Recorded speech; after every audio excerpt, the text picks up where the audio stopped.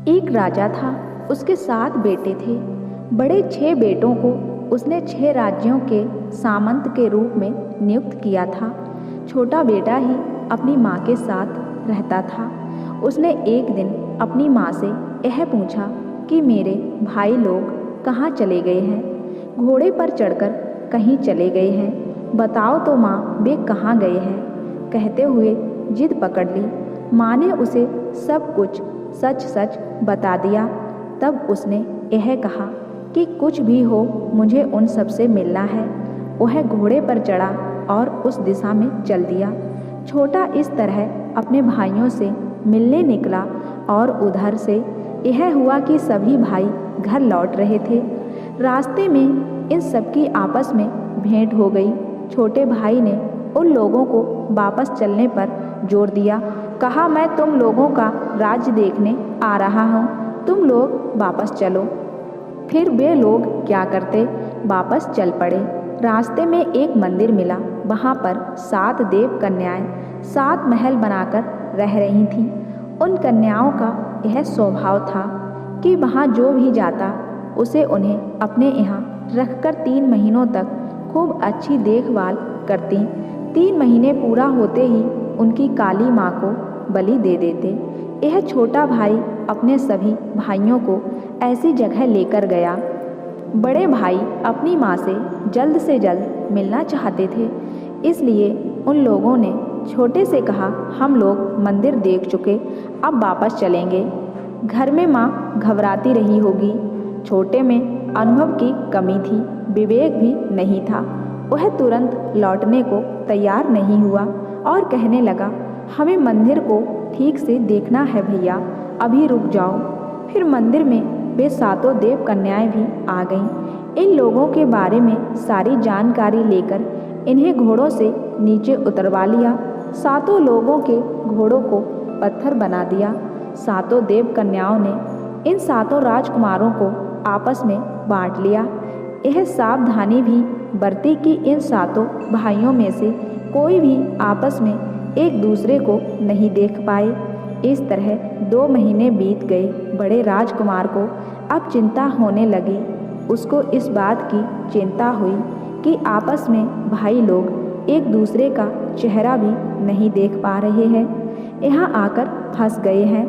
माता पिता को इसकी जानकारी भी नहीं होगी कि हम लोग कहाँ हैं। उसने जाकर छोटी देव कन्या के पाँव को झुककर विनती की कि अब हम लोगों को जाने दो, नहीं तो मैं आत्महत्या कर लूँगा।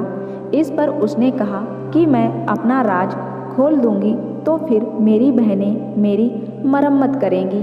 कल को पूरे 3 महीने हो जाएंगे। कल काली माँ को तुम लोगों को बलि चढ़ाया जाएगा। किसी तरह कोशिश करके तुम लोग भाग जाओ। इस पर भी वह चुप नहीं हुआ, विनती करता ही रहा। फिर अंत में उस छोटी देव कन्या ने, कल तुम लोगों को यहाँ आए 3 महीने हो जाएंगे और तुम लोगों को काली माँ की आहुति में बलि दे देंगे। किसी भी तरह कोशिश करके अपने आप को बचाकर निकल जाओ। उसने फिर पूछा, उपाय तो बताओ, मैं मुसीबत में फंसी हूँ या मेरी बहनें मुझे खत्म कर देंगी। इस बात की चिंता नहीं, मगर तुम लोग बलि चढ़ने से बच जाओ। यह कहकर 7 नींबू हाथ में उठाए, उन्हें मंत्रित कर उसके हाथ में देकर कहा, ये नींबू अपने पास रखो और इन्हें 7 पत्थर बने घोड़ों के सिर पर फोड़ो तो वे सजीव हो उठेंगे। फिर उसने सिकाकाई के बीज, कोयला और रेत हाथ में उठकर उन्हें भी मंत्रित कर उसके हाथ में दिया और कहा, अपने भाइयों के घोड़ों को आगे कर तुम उनका पीछा करो। मगर एक बात है, हम लोग जब तक काली माँ की पूजा कर इंद्र को प्रणाम कर यहाँ लौटे नहीं, उससे पहले तुम यह काम कर देना। 7 देव कन्याएं देवेंद्र के दरबार में नर्तन कर नमस्कार कर लौटने को थीं कि उससे भी पहले 7 राजकुमार काली मंदिर पहुंच गए। काली माँ इन लोगों को देखकर तुरंत हंस पड़ी। मंदिर में टंगे मुंडों को दिखाकर तुम लोगों का भी यही हाल होगा, कह दिखाया। इन लोगों ने उनसे विनती की, माँ, तुम्हें हम लोगों के प्रति सहानुभूति हो तो कृपया दरवाज़ा खोलो। देवी ने दरवाज़ा खोल दिया। वह टंगे सभी मुंड इन लोगों को देखकर हंसे। इन लोगों की नकल उतार कर कहा, देखो बड़े बड़े राजा और सूर से अति सूरवीर की जो हालत बनी, तैयार रहो, तुम लोगों का भी यही हाल होगा। सातों राजकुमारों ने काली माँ को प्रणाम अर्पित किया। फिर घोड़ों पर नींबू फोड़े। घोड़े फिर से प्राणवान बने। सातों घोड़ों पर चढ़े और तेजी से निकल पड़े। सातों देव कन्याएं लौटीं तो देखा कि राजकुमार तो निकल गए हैं। वे कहाँ हिम्मत हारने वाली थीं। राजकुमार का पीछा किया। वे अदृश्य होकर माया अपनाकर जा रही थीं, इसलिए 6 बड़े राजकुमार उन्हें देख नहीं पा रहे थे। छोटे वाले को मात्र वे दिख रही थीं। छोटी देव कन्या ने छोटे से कहा कि आगे बढ़ते समय सिकाकाई के बीज पीछे की तरफ फेंकते जाना। वह उसी अनुसार बीज फेंकता आगे बढ़ रहा था। सड़क पर सिकाकाई के कांटे पड़े थे। देव कन्याओं की साड़ियों में वे उलझ गए, मगर किसी तरह वे उन्हें छुड़ाकर आगे बढ़ी। राजकुमार ने कोयला फेंका। आकाश तक कोयले से आग निकली फैली। वे उसे भी लांघ कर आगे बढ़ गईं। फिर अंत में उनको देखकर वह भी घबरा गया। उस हड़बड़ाहट में उसने रेत को पीछे की तरफ फेंकना भूलकर आगे को फेंक दिया। तब वहाँ पर एक नदी फैल गई। 6 भाई लोग नदी के इस पार ही रह गए। यह छोटा वाला ही नदी के उस पार जा पाया। सातों देव कन्याओं ने आकर इसे पकड़ा। यह सोचकर सातों को भगा लाने का दोषी यही है। उसको पकड़कर उसका सिर काट डाला। हाथ पांव कुछ भी सुरक्षित नहीं रहा। सबको काट गिद्धों को उसका मांस खिलाती गई। अपनी बड़ी बहनों के आगे की तरफ बढ़ते समय छोटी कन्या छोटे राजकुमार के मांस के टुकड़ों को जमा कर अपने आंचल में छिपाती रही। महल लौटकर उसने उन सारे टुकड़ों को क्रम से जोड़ा। अब वह अपने आप को नहीं रोक सकी। बिलख कर रोने लगी। रात के 12 बज गए। पार्वती परमेश्वर आकाश के मार्ग से विहार करते जा रही थी। पार्वती ने इस कन्या का रोना सुना। आखिर में वे भी तो एक महिला थी। उसे इस पर दया हो आई। इसके पास पहुंचकर इसकी ठुड्डी पर हथेली रखकर पूछा, तुम कौन हो बेटी? तुम पर कौन सी विपदा आई है, बताओ। तब देव कन्या ने पार्वती के आगे अपना दुखड़ा सुनाया। पूछा, इसे प्राण देने वाले परमात्मा कौन है? पार्वती जी परमेश्वर के पास उसे ले आईं और विनती कर देव कन्या की मांग पूरी करने को कहा। परमेश्वर ने उसे फिर से जीवन दान दिया और अपने रथ पर चढ़कर कैलाश लोक चले गए।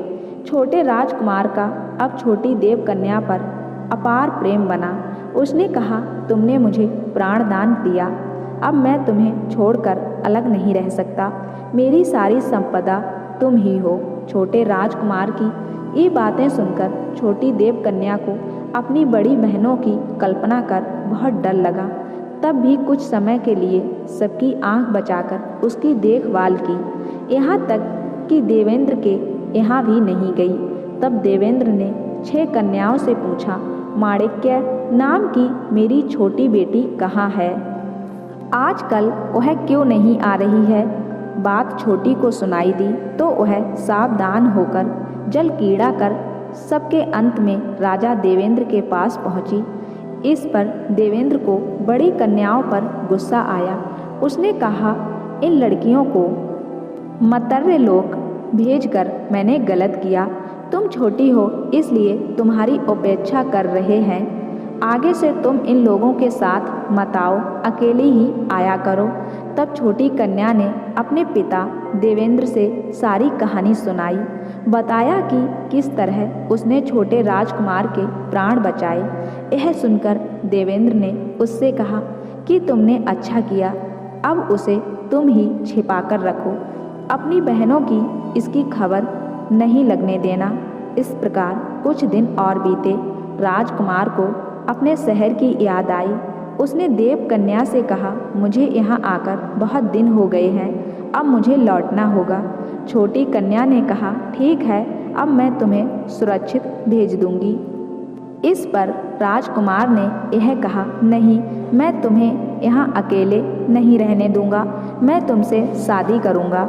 छोटी ने जवाब में कहा, यह नहीं हो सकता, मैं देवेंद्र की बेटी हूँ, मैं नर मानव से शादी नहीं कर सकती।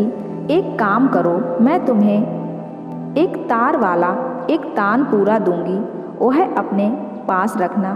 तुम तार को ऊपर की तरफ खींचोगे तो तुम ऊपर की तरफ देवलोक में आ जाओगे, मैं वहाँ पर तुम्हें मिलूंगी।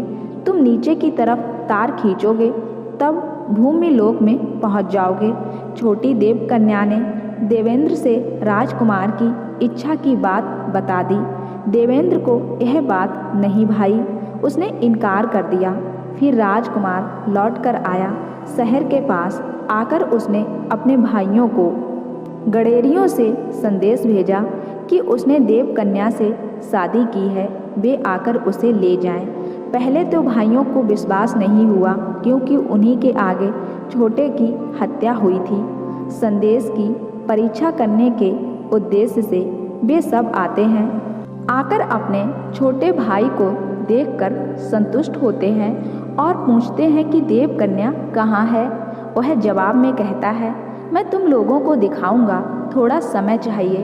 उन भाइयों की एक छोटी बहन थी। छोटे राजकुमार ने महल के एक कमरे में एक तार को छिपाकर रखा था। एक दिन ऐसा हुआ कि राजकुमार कहीं बाहर गया हुआ था और तभी कौतूहलवश राजकुमारी ने राजकुमार का वह कमरा खोलकर एक तार को उठाकर बजा दिया।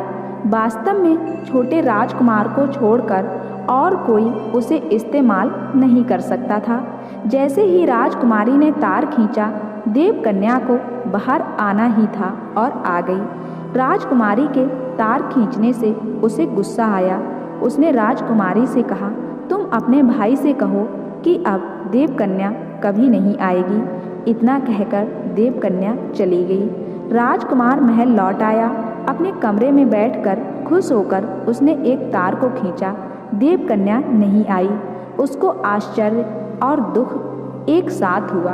उल्टा गिरकर रोने लगा। अपनी माँ से पूछा कि कमरे का दरवाज़ा किसने खोला था। सारी बात जानकर वह दोबारा घोड़े पर चढ़कर गया। 8 दिनों में वह किसी तरह देव कन्या के पास पहुंचा और उसे ले आया। सभी के आगे उससे शादी कर सुख से बहुत समय तक राज करता रहा। दोस्तों, यह खूबसूरत कहानी पसंद आई हो तो मेरे चैनल को सब्सक्राइब जरूर कर लेना। साथ ही बेल आइकन को प्रेस करके ऑल पे क्लिक कर देना, जो ऐसी ही सुंदर सुंदर कहानियाँ आपको सबसे पहले मिल जाएं। और वीडियो को लाइक शेयर जरूर कर देना।